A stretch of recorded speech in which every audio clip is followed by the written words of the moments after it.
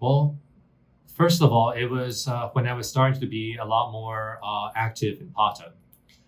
But when the WCIT was going to be held in Taiwan, it was a great chance. And I tried to think about what was a way I can give back to my society. Tourism and technology. Technology wasn't something that I was very comfortable with, but it was something I wanted to explore because I knew that it was the next direction that we are all going to go further into. As I was saying, the gamified world and also how you approach the world through the more digital sense. I was worried about the next generation, that we will be a little bit too much into being a gamer that's stuck in a room and how that was going to affect your physical relationships. That was also to remind you the time of Pokemon Go. It came out and all these gamers started coming out and traveling just so that they could capture these little monsters. It was a great direction to go. I was inspired by that and saying, well, maybe there is a positive side.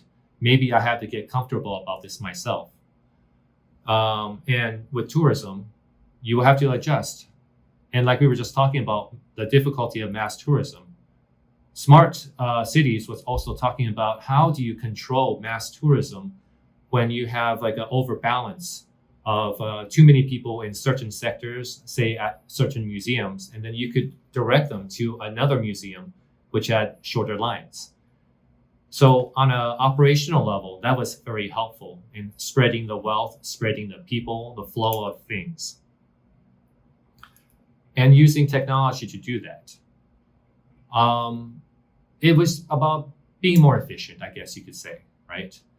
Now, also, I like to say with the digital side or the virtual side, maybe we don't need to travel out as much as well.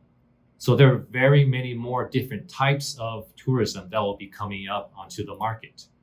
I think today, because we can't travel that much, a lot of these virtual trips are going to become much more important. But also, when you do go travel, you want to go further, deeper in understanding. So how that information is going to reach you and how much time you spend in a place, and also how you value your trip more, because now it's rare to go travel. That's going to also be another solution, I hope, to mass tourism. It's great that we cannot move as a mass all over the world now. So the world, in a way, can kind of revert to before all this mass tourism, and we can see what is another alternative, and we can make a better decision about that. And I think technology definitely can be a very good enabler to help that.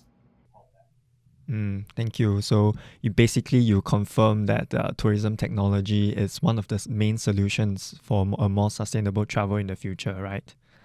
Yes, it's something I agree very much. You were also mentioning about this Velo Dash project, right? Could you tell us more about the Velo Dash project?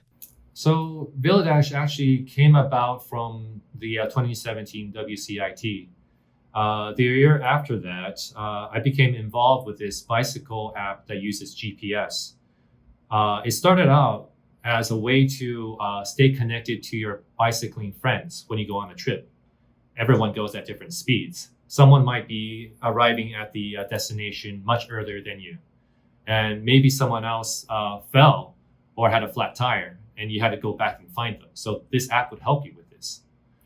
Now, you can look at it as just a GPS, just staying in contact, or for event organizers with thousands of cyclists and how to keep track of them.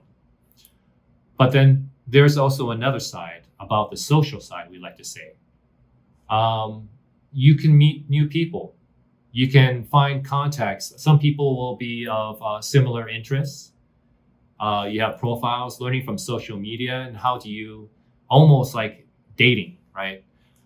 It's not something we like to say too much, but it's like, is it Tinder for cyclists? It's an easy way to understand. But in this way, it goes back to travel has always had that sexy side. you know, that you go travel and you meet new friends, you meet new boyfriends and girlfriends. It's something that any 20-year-old will understand very well.